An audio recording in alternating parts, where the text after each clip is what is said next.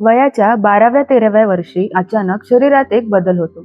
कुणी आधी सांगितलेलं नसतं, कुणी समजवलेलं नसतं. भीती, लाज, गोंधळ आणि याच गोंधळातून सुरू होतो एक मोठा प्रवास, शिक्षणापासून दूर जाण्याचा. सोलापूरची 13 वर्षाची प्रियंका 6वीत शिकत होती. एके दिवशी शाळेतच तिला पहिली पाळी आली. काय करावं हे तिला कळेना. मैत्रिणींनी चिडवलं, शिक्षिकेला सांगण्याची लाज वाटली. ती रडत घरी गेली. त्यानंतर पुढचे 4 दिवस ती शाळेत गेलीच नाही आणि हळूहळू तिने शाळाच सोडली. नमस्कार, मी राजश्री स्वागत करते तुमचं बाई माणूसच्या गुरुवारचा आकडा या मालिकेत. मागच्या भागात आपण महिलांच्या घरामागच्या श्रमाबद्दल बोललो, जे कुठेच मोजले जात नाही. आज आपण अशा एका विषयाबद्दल बोलणार आहोत जो प्रत्येक घरात घडतो, पण त्यावर उघडपणे कधी बोललं जात नाही. आणि याच शांततेतून जन्माला येतो आजचा आकडा 71. हा आकडा आहे टक्केवारीचा. भारतातील जवळपास 71% किशोरवयीन मुलींना त्यांची पहिली मासिक पाळी येण्यापूर्वी त्याबद्दल काही माहितीच नसतं. म्हणजे शरीरात होणारा हा नैसर्गिक बदल त्यांच्यासाठी अचानक भीतीदायक आणि गोंधळात टाकणारा अनुभव ठरतो.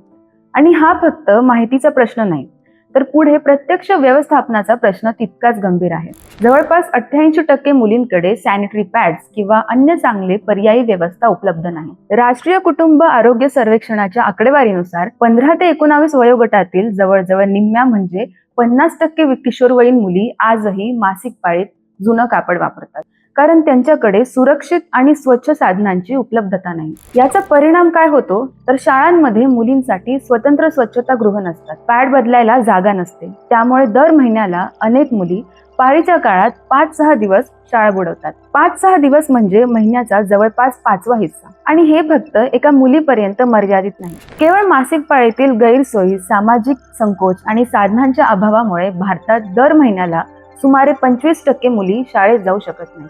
म्हणजे 4 मुली मागे 1 मुलगी फक्त शरीरात होणाऱ्या एका नैसर्गिक बदलामुळे शिक्षणाच्या मुख्य प्रवाहाबाहेर फेकली जाते. मग प्रश्न पडतो, ही गोष्ट इतकी नैसर्गिक असूनही आपण त्यावर उघडपणे का बोलत नाही? याचं मूळ कारण आहे आपल्या समाजाने या विषयाभोवती निर्माण केलेले गैरसमज आणि सामाजिक संकोच.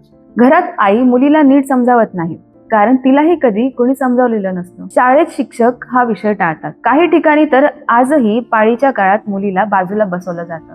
स्वयंपाकघरात जायला बंदी असते. देवाला हात लावू दिला जात नाही. जे शरीर रोज नव्या आयुष्याला जन्म देण्याची क्षमता ठेवतं, त्याच शरीराला अपवित्र ठरवलं जातं. याचा परिणाम फक्त शिक्षणापुरता मर्यादित नाही.